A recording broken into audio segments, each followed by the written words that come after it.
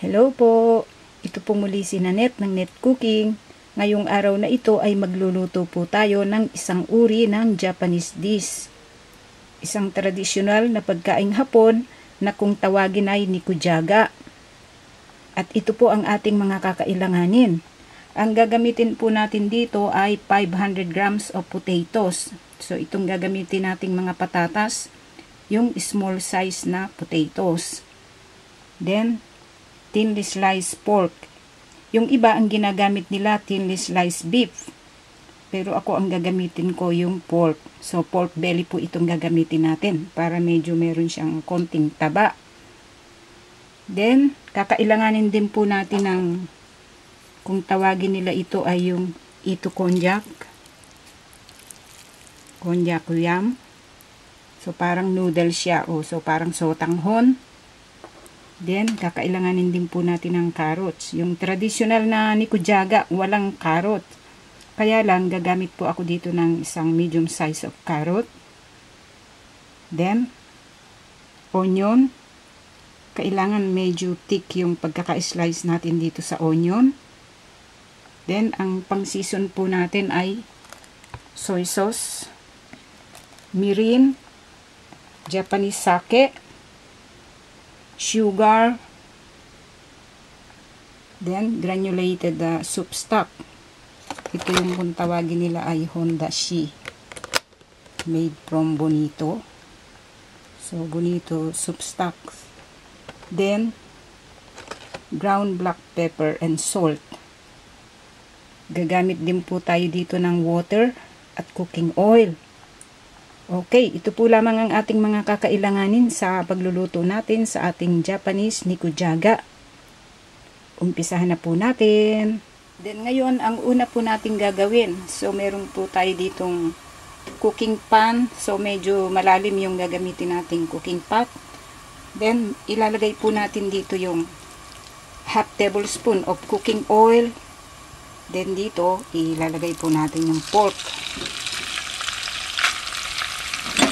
I-season natin ng ground black pepper, yung salt,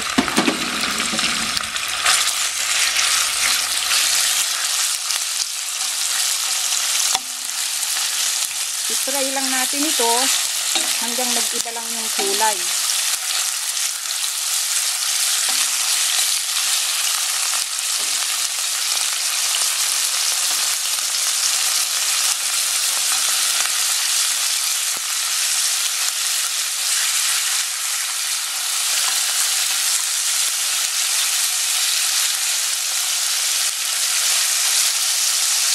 So, pag ganito na po yung kulay ng pork natin, ilagay po natin itong potato.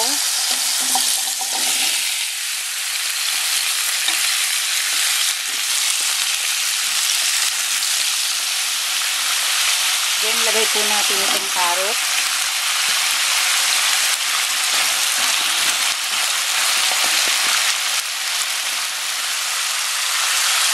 Then, lagyan po natin ng water.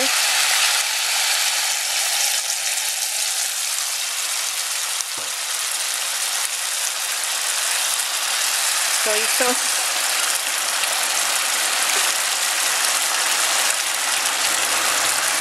mirin,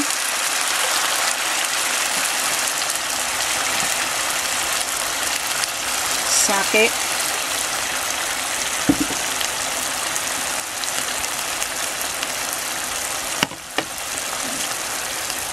sugar, hondashi,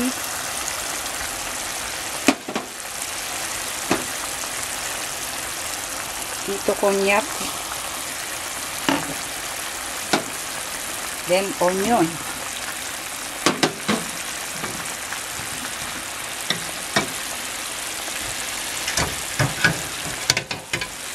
Then lagyan po natin ng cover. So hayaan po nating mag-simmer ito hanggang sa maluto yung potatoes at saka yung carrots. I-simmer po natin ito sa medium heat. Then, kung kinakailangan mag-add tayo ng soy sauce at iba pang ingredients, so mag-a-add po tayo. I-check po natin yung taste nito mamaya. Then ngayon po, pagkaraan ng more or less than 30 minutes na pag-simmer natin dito sa ating nikujaga, so i-check po natin. Ang gagawin lang po natin dito, i-check lang natin yung taste niya. So kanina na i-check ko na yung taste nito, so tamang-tama lang siya.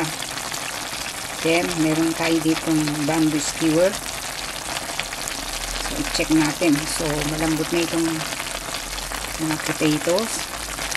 So kailangan lang kasi tumiin na mabuti yung lasa ng sauce, yung sweet sauce, yung soy sauce at saka yung sugar doon sa mga potatoes. Okay.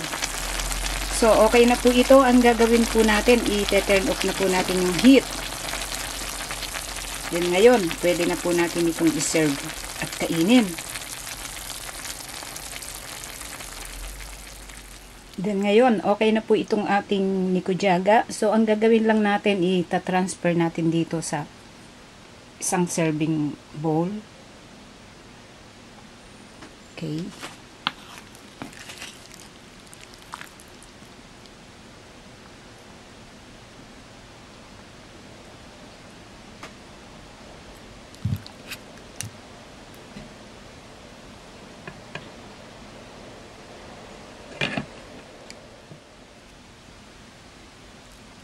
Then, meron tayo ditong boiled na string beans. So, para meron siyang green.